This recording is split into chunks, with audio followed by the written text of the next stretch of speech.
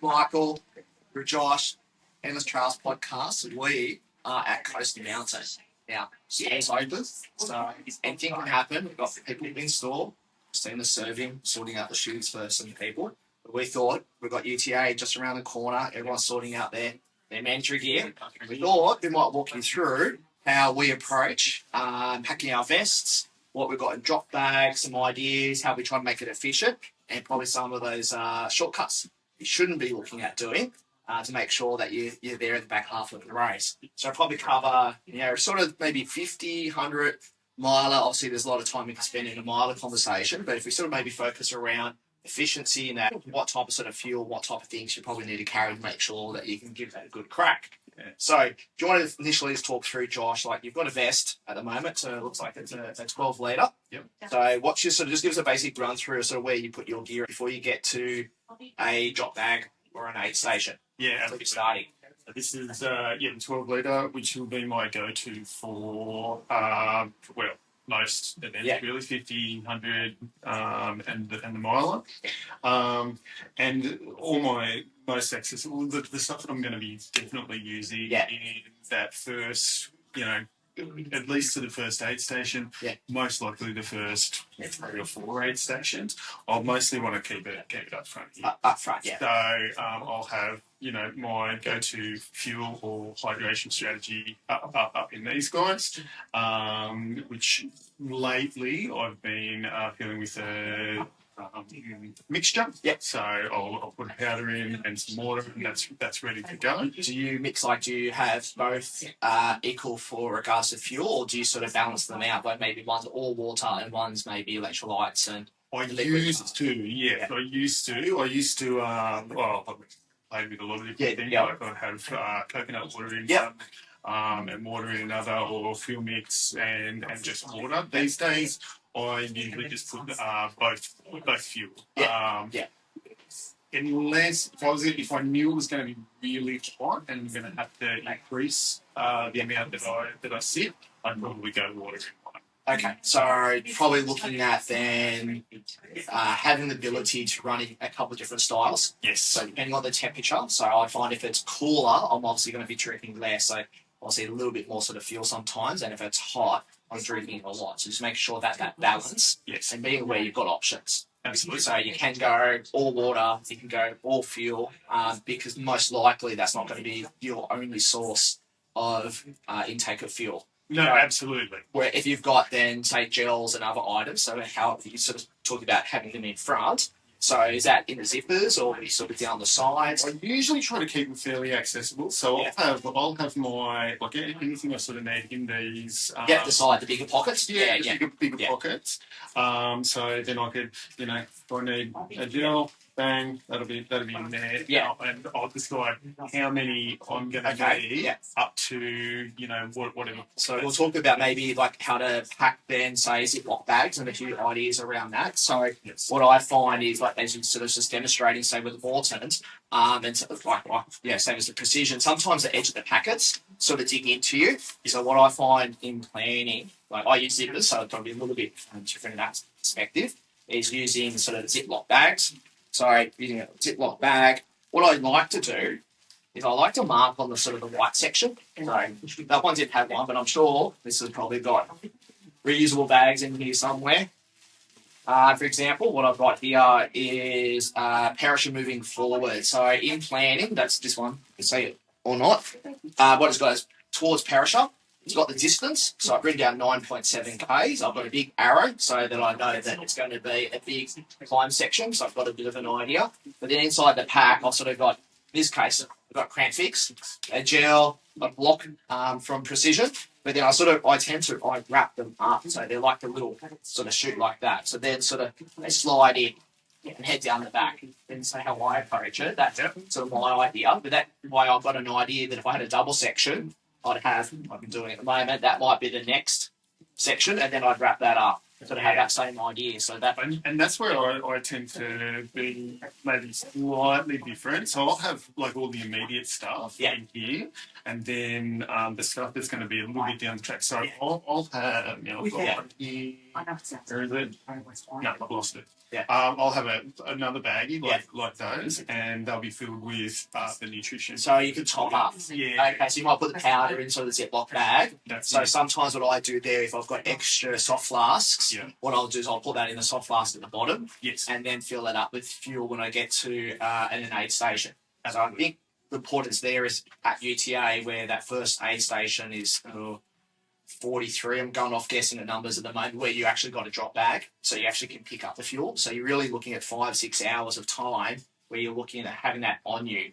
So even the Ziploc bag. So sometimes there's the Tailwind, good example. Thanks, Christina, that you can have. So I find these work really well.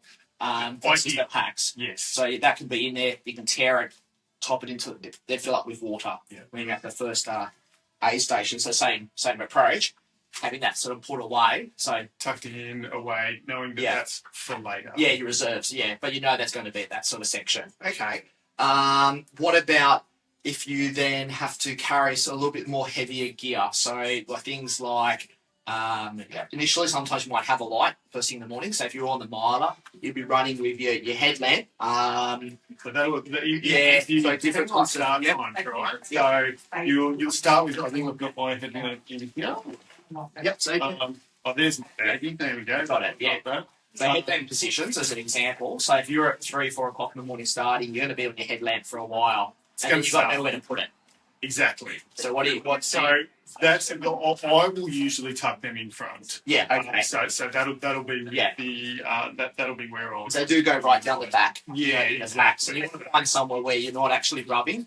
Yeah. So that's sort of what we talked about earlier with the edges of the packs, these side sections, and if you've got them hanging outside of just loose, what you end up finding is that you're tearing underneath your arm as you're sort of rubbing as you're going past. You don't want to have this section too bulky and full. Yeah. No, that's right. So, and that's where you got to be really mindful of where all the pockets are. So you've got your kangaroo sort of pouches in here, then you've got your zips in here. And then the big sections around the back. But they're probably your most easily accessible. Unless you've got, say, some PAs.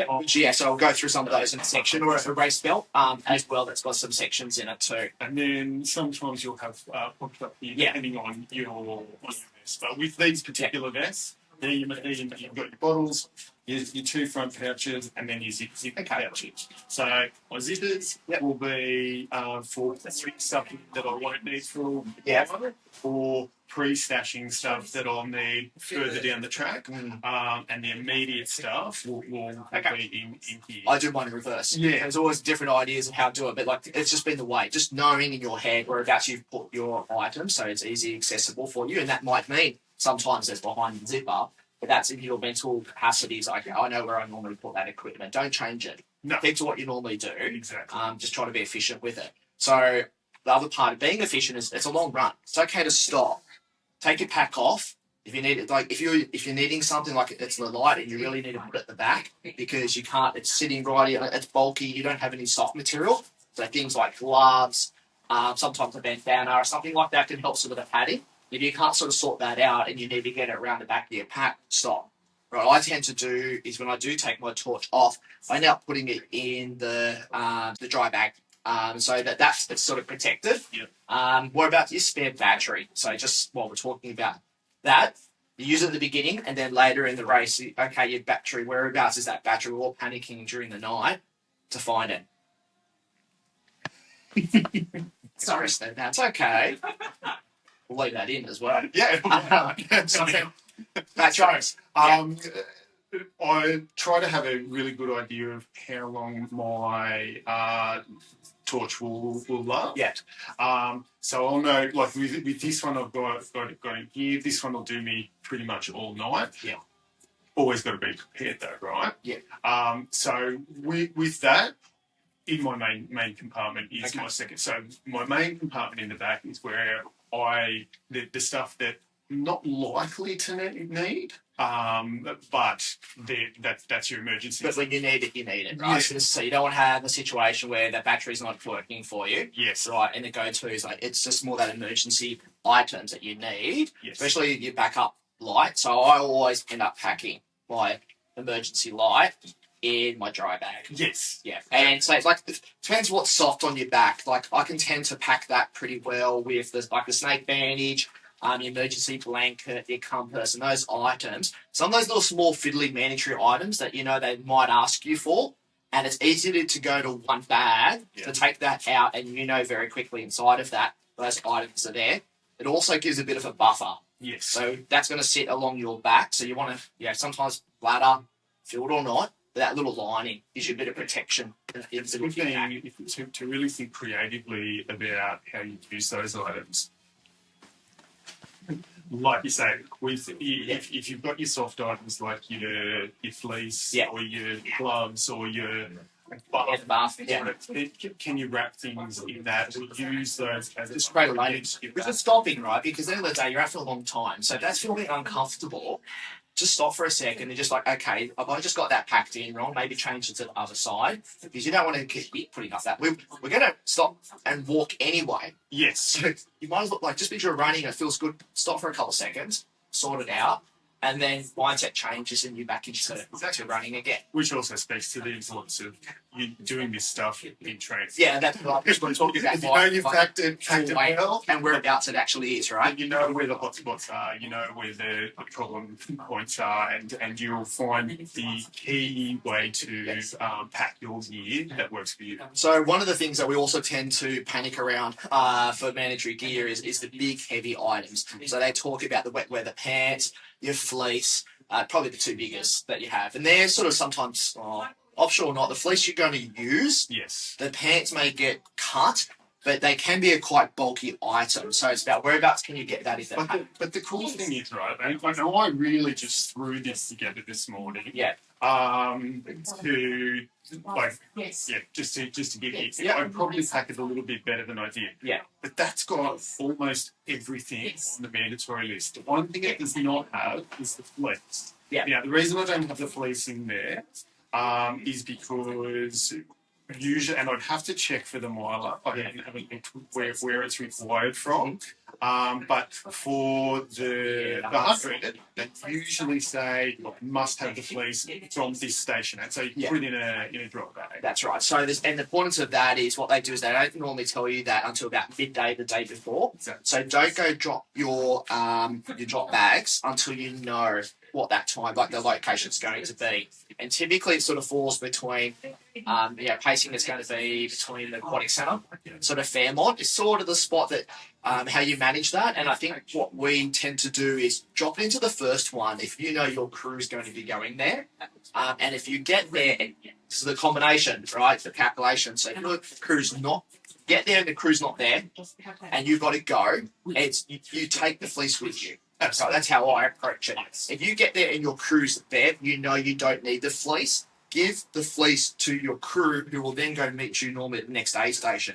Because at UTA, what you'll find is from Aquatic Centre around to Fairmont, it's pretty safe to bet because it's right in the Katoomba Centre that your crew is going to get to the Fairmont or they're going to get to QVic. There's normally not a problem in regards to getting access. It's normally that early section of the race, getting down to 6 foot, etc., is where there's normally driving issues, right? Yes. The course for UTA in regards to crew is a lot easier than, for example, at COSI. We're on the two different sort of alpine sort of ways. Yes. Whereas in Katoomba, you can tend to get around those locations. But again, rules are rules with fleece and those mandatory items. But that's the way that I typically approach it. Normally, I'm then putting it on. Yes. Okay? But if you're not, if you throw your backpack back on again, turn around and take a step closer for a second. What we're sort of highlighting the back of the pack here, and what I noticed that you've got, and I do the sort of the same area, is you've got your safety vest in that area. So typically, I end up getting that in the back of my safety vest, but at the top section here makes no difference. But if I had to carry my fleece, this is the spot. There's a massive section, and even now.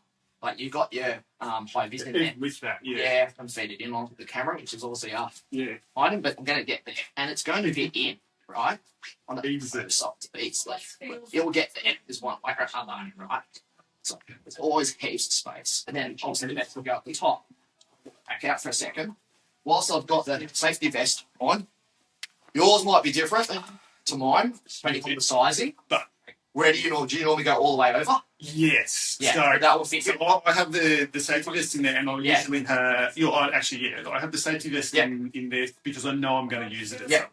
Yeah. So easily pull it out and then just bang it. And it goes straight over. So sizing Straight over the top. Now, make sure it's big enough. Yeah, I was just going to say, make sure it's big enough. It doesn't have to get done up. And I'll give you my approach to my tip on it. It's like yours is okay, and it's going to sit there and probably not be too much of a problem. What I'm finding of late, my tip is if you take that underneath the armpit and pull that down through the armpit, there, right, and you got your vest done up for a sec, just pull that over. You don't get that sort of flapping sort of feeling when you're actually running. It's completely now. And so, I haven't had any issues. Right. No one's ever had any issues. Not there. I can still access my zippers because that's the thing you're all talking about for easy access, sort of during the night, because that's when you're getting fatigued and it's getting cold and your fingers aren't working. You're trying to get your vest undone. And so, nothing about having your vest, safety vest, done up. So that works really well for me.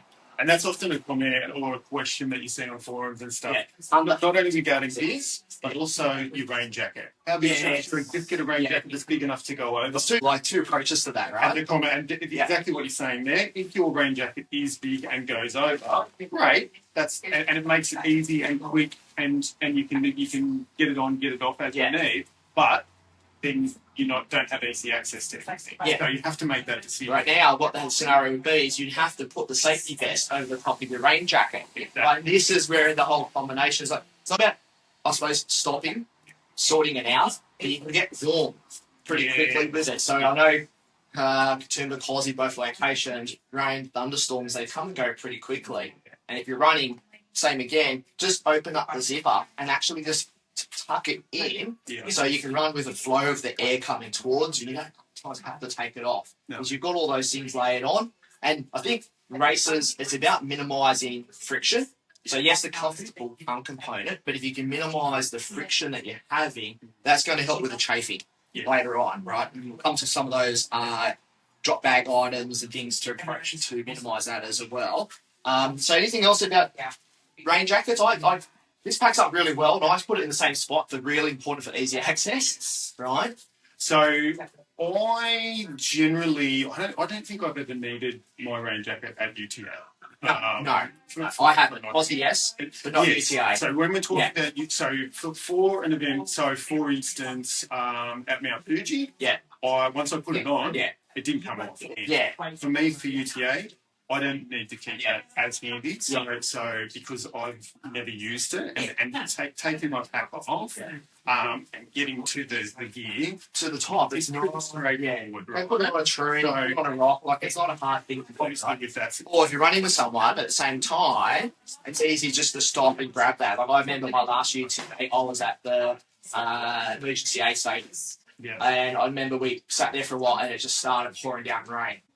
That was probably the first time I actually had put it on for the last 10 Ks. Yes. So where is it? I was already drenched by the time I put it on. Exactly. So I'm like, why do I worry about it for an hour at that point of time? But like you were saying, in the pack, it's nice and easy to get to. That's right. And my other little hack on that one, so what Josh was looking for, my little hack for it is, I'll generally start with arm sleeves. 3-4 degrees. I start the same while you're waiting. So you tend to it's made special. Look at those. Never had these. Let's see if you get home with these. I like that. I always lose my merch. So I'll start with arm sleeves. That way, like I can have my rain jacket away. I can have my thermal away. It doesn't matter. I know 2 hours the sun's going to come up. Exactly, and then I can just pop it down like that. I run down there. And if it's really that becomes. Then eventually I can just pop them off and stuff them in my section. Right. Or wait till I get to a drop bag. Throw them in the drop bag. And you can get rid of them. Same with I know you got to take gloves, but like the buffers are the same scenario. So I'll have the buff on. Once it gets warm, I just put it around my wrist. Like most people do anyway. Put it there and then pack it away. You see heaps of gloves out on the course, so that's what I was sort of saying about with the zipper.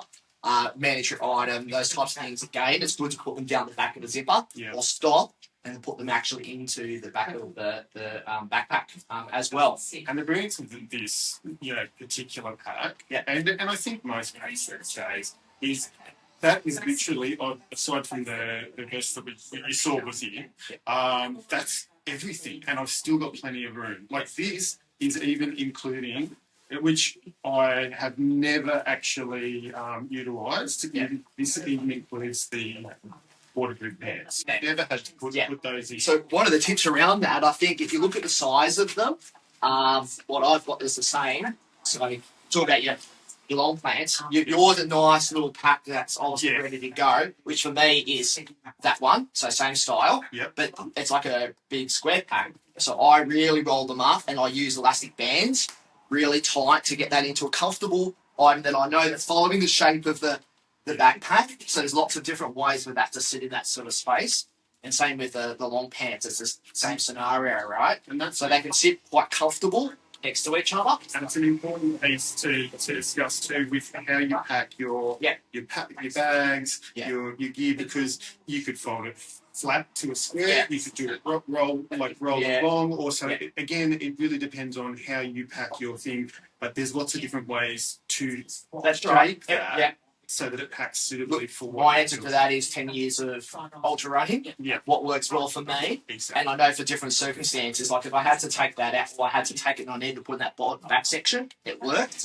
Same as down in sleeve areas, like just that shape works for me. And the bands is the bit that's so I can take it off, roll it back up again. Because most people sort of you see a few people Ziploc bags with the vacuums. Yes. Until you take your gear out of it, then you can't put it back in again. No. So the problem that what do you do next? So even if you did the bands in that would help. Right? Yeah, exactly. One of the other tips I've sort of find, and I've got it in my hand at the moment, is that we talk about socks whilst we're out running. People go put socks in their drop bag. Yeah. And then you go use it and realise that your drop bags aren't waterproof. Yes. Right? So very important that if you're going to have gear that you're expecting to be dry, because that's why we want it, because it could be a wet day, is put that gear in a waterproof bag. Something similar to that when you put it into your drop bags. We've got down there, that's where we're accessing from at the moment. So same with the vest, same safety vest, same scenario, fits in the top of down the side, just having that shape that's available. Once the bands come off, most people would know based upon the race that I don't need to wear that again. No. But if you were doing the miler and you next day were running again, you'd have to go, well, where's my options? It ends up a whole, mess of an item in the back down somewhere. It changes depending on the event. So UTA like 100, you're starting in the morning, you're going to come into the night, and you're finishing tomorrow. So you've got one night time effort, right? Whereas the miler starts the day before, so you potentially got 2 nights that you've got to do. 100%. And you don't want to be a mess on that second night. So one way to approach that is sometimes using the aid stations as a reset. So sort of focusing around aid stations and drop bags. My approach has been using those aid stations of being choices and a reset. Yes. So that gives me an option to go, it's raining, I need to do A or B. I'm chafing, I can do A or B. So just using those decision-making drop bags. Yes. So the options are in the bag to do that. How do you approach I think we've chatted about this in our pods before. Drop bags. You have a shout out. What's your approach? So I tend to be pretty minimal with the way I do things. Yes. Thank you. The one big key that I do have now, so I learned this lesson, is that I will change shoes in a miler. I'll make sure I have a spare pair of shoes and socks in my drop bag. That's kind of my one mandatory item for a miler. Yeah. For 100k, I don't worry about it. Yeah. I just, shoes and socks doesn't matter. Unless you know the weather, like I know we say that, but if we knew the weather was obviously going to be very muddy and very rainy, then sometimes you might have the shoe options available. Very wet, very muddy, very rainy. I'm going to be out for 20 hours, depending on the course. I'd probably ask you a quick question. Would that be socks before shoes? Like if you had to make a choice between those two items, taking an extra pair of shoes or taking extra socks, the shoes are going to get wet and muddy anyway. Yeah. Would you do I rather have fresh socks or fresh shoes? Probably depends on the shoes. If you've got some really good, well-draining shoes, probably the socks. But probably more so if I'm going to change those socks, I'm going to put some lube on. Yeah. Like lube, Yeah. like put some glide on my Check feet, your feet change the sock, and then I can just put my feet back in the shoes. Yeah. Ideally, I want both. I used to have a little bit of a joke with people who would pack spare socks in their bag, and they'd go, and then I'm like, okay, but when you change your socks, you're going to put your feet back into the wet shoes, aren't you? So it's a bit of a challenge. But any sort of reprieve is going to be better than not at all if you are going to have wet feet for 10 hours. So my mind in that would process their socks is a layer. So socks to shoe, layer, so upwards, and then socks to skin. Yes. Approach to it. So knowing what the problem actually is. Yeah. If it's socks to skin, sorry boys, it's all right, then you're sort of what's going wrong at that layer, because just changing socks may not solve the problem as well. No. So that's like fix a mole.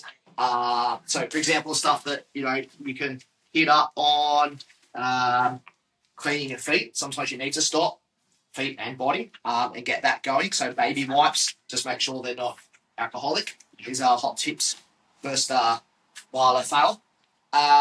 Things like that's Aussie butt cream. So like that's for me, that's gold. That solves a lot of problems. And then running in say commandos or something that that works for you. And it's not just about good days. It's about when it's raining and you're sweating. The variables between that, because the salt effect being wet on the opposite scale, right? Not in the middle where it's like a nice cozy 5 hour run and you can put up with it. So knowing at extreme ends of what's happening. Vaseline sort of very similar. Sometimes I use that for other parts of the body rather than downstairs. Yep. And pseudo cream. So pseudo cream, that obviously sometimes on your feet is where that tends to go. And then I would use, there's obviously, again, golden. All right, happy toes. So that's in my drop bag. Yeah. I'll always make sure you've got some happy toes, or it's one of the other like the butt cream, but whatever lubricant you have it in. So when we're talking about drop bags and about what we're putting, we're sort of talking about food initially. So probably a given about what goes in the bags from a nutritionist perspective, is you've worked that out and just repeating what you're trying to put it into your best part of it. But this is more from I suppose the body care sort of components. So it was like happy toes that was there, pseudo cream. So fix a mole. So fix a mole is great for pre-taping before you get to blisters and having the layers around that. There are some things you can tackle which are when it's at blister stage onwards, if you're for longer races like the miler. So things like Duraderm sort of packs are things that you can put on, which are like a second layer. They're just like a super blister pack. So the blister packs that you get from second skin style, and then that's that next layer. So there's types of things when you're probably 24-hour sort of window, you start putting yourself and your body up there for especially your feet. I think your body's okay. Like talking about your feet, it's probably the thing that's what's underneath you. That can really pull you up real quick in one of these races. It's probably like the only time that it's really had a problem pushing through is once you've been... but Western States, right? As a good example. Like if you came back and reassess, then you can sort of deal with some of those things earlier before it comes off. Yeah. Those decisions at the checkpoints. You just get to be have a seat, sit down, slow down, slow down, walk it, sit down, change the fuel. No worries. Yeah. Sore legs, well, that's going to happen. Yeah. Whatever, you're going to push through that. But once you get those feet, they can no longer move. It's lacerated. It's going. Yeah, true. So that's all. Make sure you take care of that. So.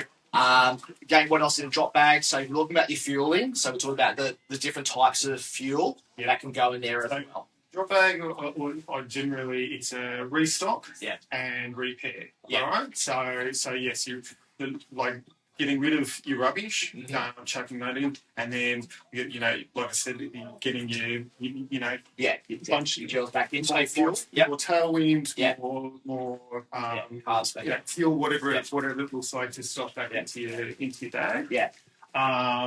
You're going to change shoes, socks, or clothing. So if that's what you want. Does that mean? Do you do like a head to toe sort of assessment, like when you come to the day station? Yeah. Or maybe the other way. Because I know I'm going to do shoes. So I'll have a towel. So I take the shoes and socks off, towel off my feet. and then I'll have the lubricant on my feet, socks, shoes, and then work out. Okay, I need these. Probably grabbing some food on the way to the aid station anyway, so I'm already sort of got that loosely, or the preliminary stuff recovered. And then I'm going to go through my items. So I'll have batteries for the longest. So how do you manage that? So if you know that checkpoint has certain items that you need before you go out, like some people are very detailed with their checklist and things like that, right? So is that how far you go, or have you pre-planned that you know the headlamp is in that bag? Oh, well, should already have it on for you, but like as an example, how do you know those items take with batteries or things like that? So if you pre-plan that before, so that you put them in the checkpoints based upon your estimated time, that's occurring. So yes, absolutely. So I will know exactly what I need at what aid station. Again, it's like I'm fairly minimal, so I'll only use maybe 1 or 2 drop bags, depending on the space. And so I'll know at this particular drop bag, I need to have a battery bank to recharge my phone, my watch, my torch, or have a new torch for the next night. So those bigger logistical items are being pre-planned out. Then, so from the nutrition perspective, you pre-plan that as well. I just work out the gap of kilometres or time between each aid station, and then work that back to your calculation of, say, if it's X amount of carbs per hour, knowing, okay, it's 14 Ks, but it's all uphill, is going to be very different to a flat downhill 14. So you know then how much carbs you're putting in. So you saw earlier in those little Ziploc bags, I've had them all pre-labelled out, so I know I'm picking up those 2 items already in the bag. So the big logistical been taken care of. So gels and stuff in this bag might be 3 or 4. In the other one, I might need 5 or 6. And you end up finding anyway that you end up with over coverage. Typically, you'll find that you've got extra gels, so you might find that it's easy to just drop the gels out that you've got and put the new bag in and continue on. And then your crew, if you've got crew going around with you, then they can carry those little bits of extras just in case it's like, we miscalculated, or I spent an extra hour on the course because I had to walk that section. And then you make options, right? So you design and backwards reverse engineer what you need in that drop bag. Absolutely, this is what I'm doing. So, like I said, there'll be in a mile, I will change shoes ideally twice. Regardless. These days, regardless. Like, I could probably fine tune that depending on the course, but usually I'll change shoes and socks twice. So this drop bag and that drop bag. And then that's like an example, and fuel and stuff. But then also the what ifs and the contingencies on top of it, right? So if things are falling apart, maybe I'll need a bit more fuel in there, or toothbrush just to freshen up something like a nice to have. So they're layers that you build on top of it, right? Toothbrush, toothpaste, that's in there, same scenario. Hand warmers, etc. An extra cramp fix everywhere, every drop bag on the body, carrying with it, because again, it's something that save your race, or someone else's race. And that's the thing, right? Like I know that the likelihood of me using this, it's probably not going to get used. And I'll put that in for the next event, where in a spot that I will use it. But if it's there and I need it, then it's good to go. So the other things is obviously the salt tablets, making sure we're staying on top of. We've also got down the bottom, I had pillar sitting in there. That's been another scenario. That's required. Active shock. We go okay?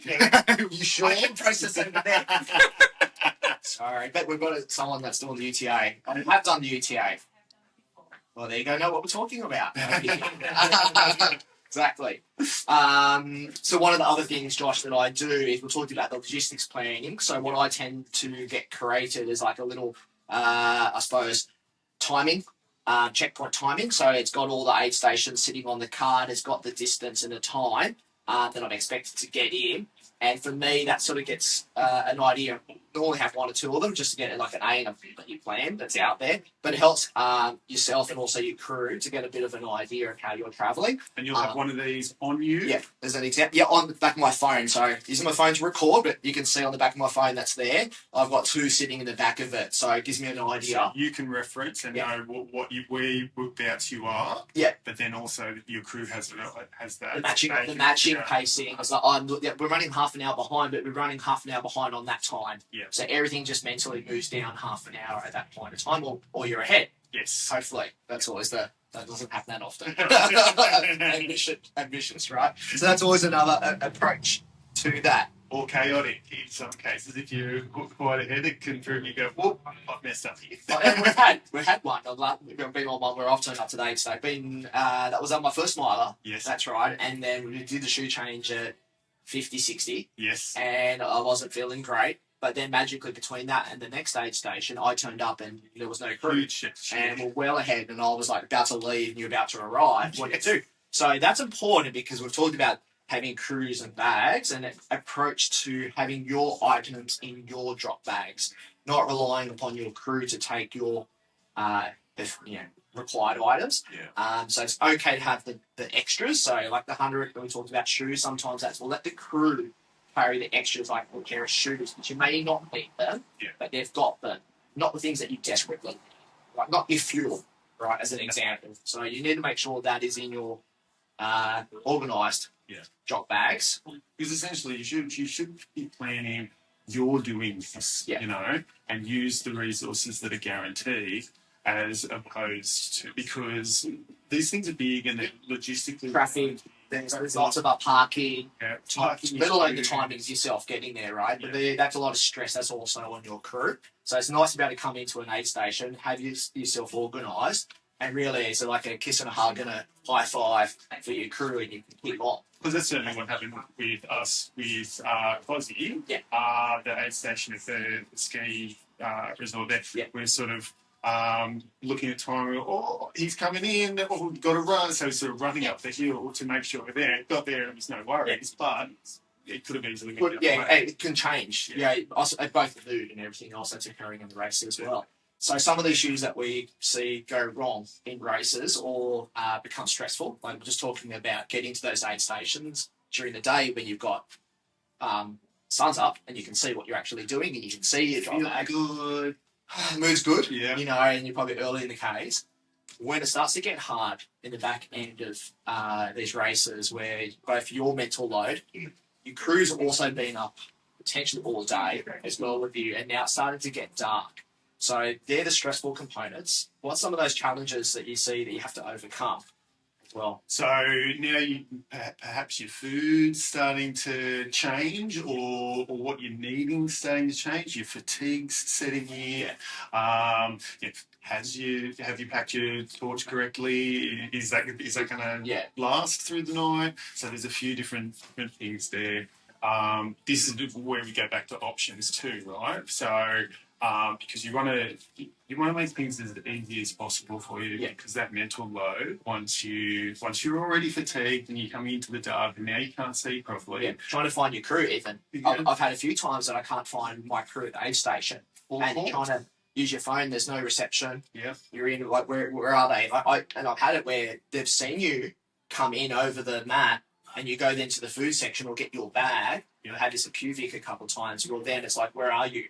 So having a plan about finding the crew is probably important, like knowing what they're wearing and agreeing on, are you moving or I'm moving? So some very simple things. It's like, am I going to meet you at the tree? Or if you stay there at my current arrangements is that if I'm coming in and I go into the aid station, there's normally like a little bit of an in and sometimes an out to crews, like just stand right at the entry gate.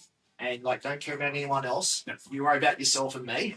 Stand in that spot there so that as soon as you come through, you're right next to the person. Yes. Because as soon as you go past that spot, you got your headlamp in everyone's face. Hopefully your crew's got a headlamp, important. But once you go past that spot, you can't find anyone. So just try to come close as possible to where that little gap normally is in the fence or something like that. That way you can make sure, because that's stressful. Right. Oh, absolutely. And it goes back to that timing piece where, have I come in too early? Have I come in too late? Did they not make it? What's going on? Yeah. So being really clear with those locations is good. But that's certainly where your crew really needs to take it on. If you've got crew, take ownership of the situation. You might mush. Right. Yeah. Typically what happens, you might be like one thing and it's like, no chance. They really need to steer. Obviously that's their job. It's you to get to the aid stations. It's their job to process the aid station and then get you back out again. That then sort of dictates what's going on, but have that conversation beforehand. And then you start having to think about those options of what you're putting in. This is my premium. This is what I want to use as fuel throughout the whole event. Yeah. But then if that starts to go off rail, what's my option 2? Yeah. And what's my option 3? And where do I start with caffeine when it gets done? So what you're going to find probably in using the 100 as a baseline for this, because probably most familiar, I haven't done the violet or UTA, but as a reference point, that typically is you're going to be getting dark at Fairmont or Cuvic. That's one of those two spots, and having a awareness, they're the locations that you're really sort of really focused on about your headland and about the weather. So obviously if it's starting to get dark, it's like, okay, knowing what's the temperature like and what's it going to be for the rest of the night, you can start to make some choices about, am I needing a fleece or, as I said earlier, 9 out of 10 times, I've ended up just with my thermal top. Yep. It's been enough because then you've also got the high-vis vest sitting on top of that, and if it gets real bad, I've got my rain jacket to be able to put on top part of the fleece, so the fleece gets put at the back. Yeah, knowing that how the fueling's going. So are you cold, are you warm? Do I need to change anything? Because that's normally the last 2 sort of aid stations that you can make some choices over. Because after that, really, you're in for number and 20 Ks. So to get back, is particularly in UTA, which is what we're sort of focusing on.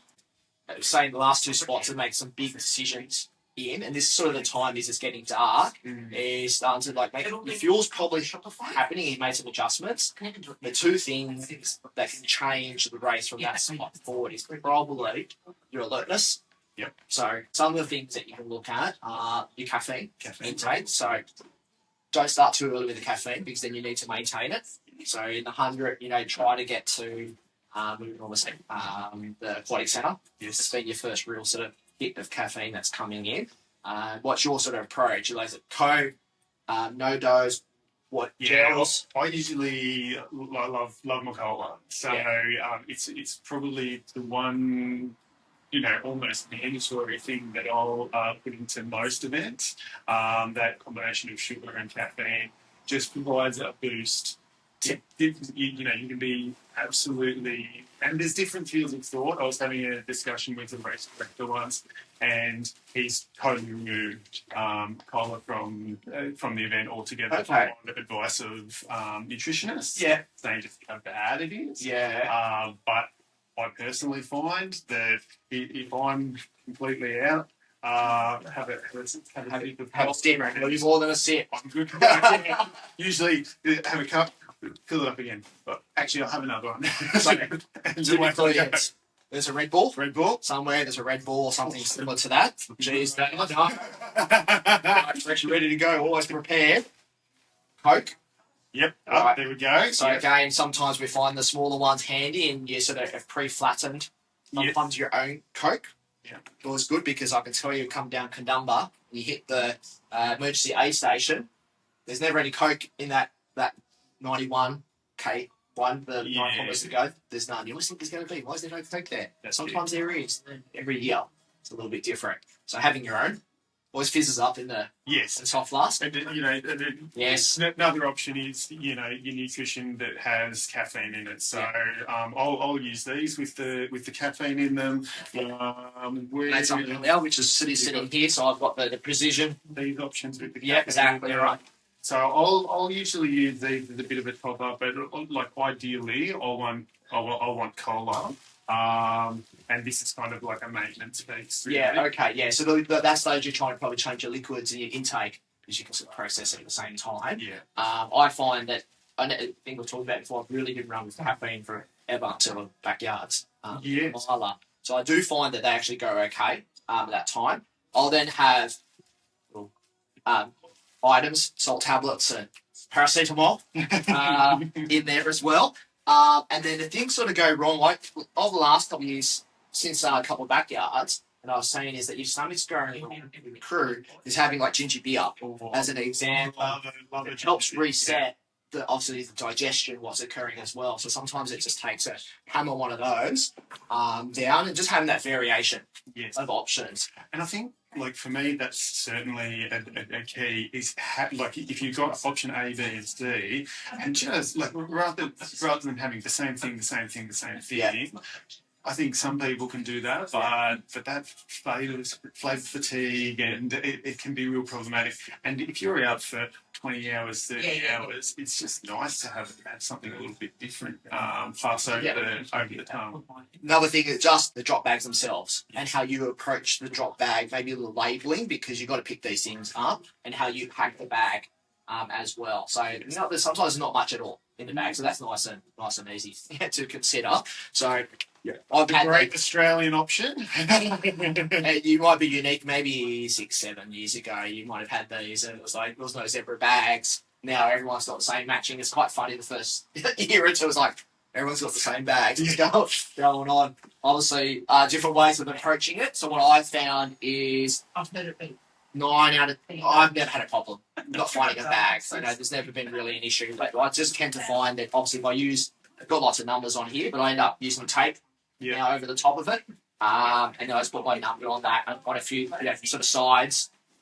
Same as the taping the tag on top. And this is the thing, right? The different events, you might see some really great things like this where it makes it easy for you to find your bag. Yeah. Some events don't do it so well, and particularly when we're all going into the same supermarkets and buying the same bags, it can be quite tricky. When you've got 15 of these all on the same shelf, how do you identify? Yeah, and it's not the volunteers. No, they're trying to help you at the same time. Being volunteers, right? You can't expect and can't get grumpy at them because they are literally volunteering. They're not your friends or anything. They're here just for a good time, like the rest of us.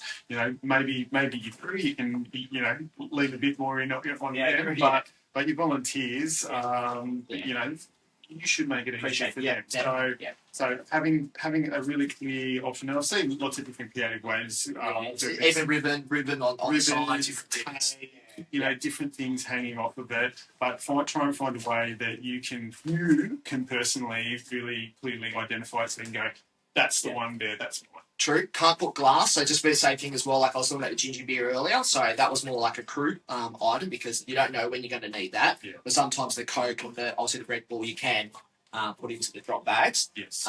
We talked about earlier being prepared that they can get wet, so that's not a bad option because it does sort of try to keep it as dry as possible as well. But if you're going to have something that you do want to be dry, make sure it's in a bag. Same as you pack. Yeah. Whatever because you're going to sweat through it. There's going to be rain. Wrap whatever you need to be dry in something, if it's a Ziploc bag or a dry bag. And then the other thing too, just with the same as the way you pack your bag, you want to pack your drop bag as well. So you want to be able to get into it and know what's where, and it's fairly simple. You don't overpack. I think this part was sort of saying earlier is like reality is you don't need all these things. I've seen it.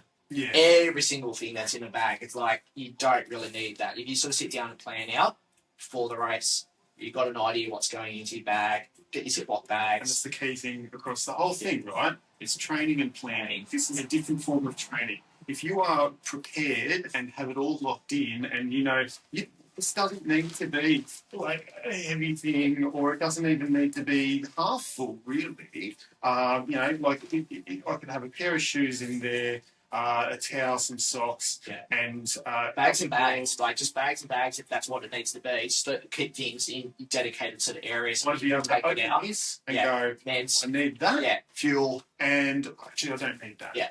You leave it in the bottom of the bag, and away you go again. Now, I don't want to be digging around and going, where's my M&Ms? Where's my USB charger? Put it in a bag. Where's my cable for my headphones or whatever it needs to be, right? Just looking behind you, we talked about this earlier. I think we'll go. So Christina can wrap up and go. Oh, yeah, no. Get back to Easter. We were talking about polls, right? We've all got different approaches to polls. It's normally golden sort of question also asked about this time out of the race, whether or not I need polls. So one of the items I've got and set up behind you as well, yes, here we go, the old quiver. So the quiver scenario being mounted onto the back of your pack, one stage on clouds as well. I actually didn't mind that because it just felt a bit. Yeah, the back of it was a little bit more sort of solid. Yeah, it looks like that, it'd be. I haven't used it, but it looks like it'd be a lot easier to lock. Get out. Won't get snagged, but then it's good and bad on the getting caught. Yes, in the back of it. Might be a little bit heavier, but really these things. It's some things annoying. It's actually probably not that part of it. Like getting the poles actually into the quiver, getting them tied on, etc. to the bottom of the pack is the trick, so they're not flapping. That's why it's probably handy to run with them well in advance of your race. Is the noise of the poles at the top behind my head hitting whilst I'm running. Right, so as much as you can tie it, the top ring part is open.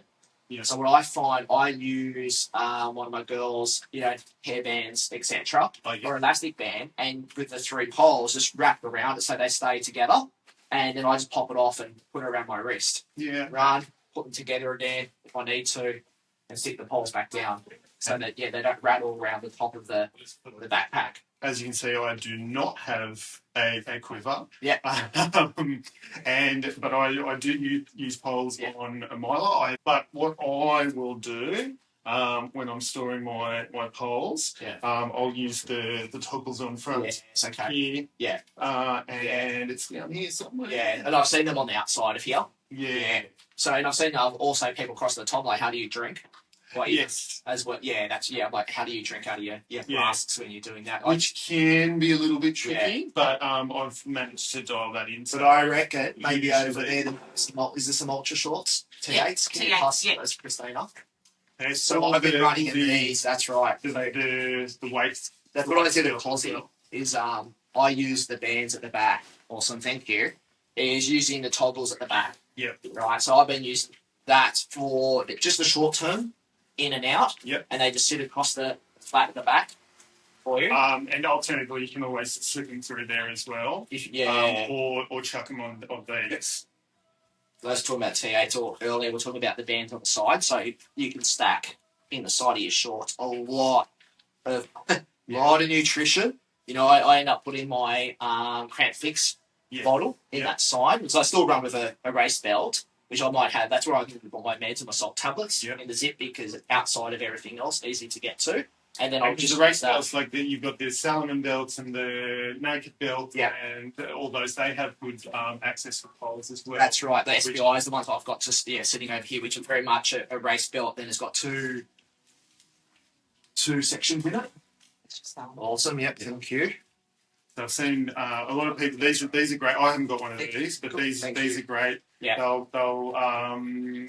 combo that with the vest, so you'll have the vest, and then you'll have this on, and then in the back you can. It's the same concept. Yeah, that's right. Same as the same as the spy belt that you have as well, which is the scenario that you can actually get into that you med. I just find the things I do not want to drop, and you find out that you've dropped 20 salt tablets, and they're gone for the day. Right? Yeah.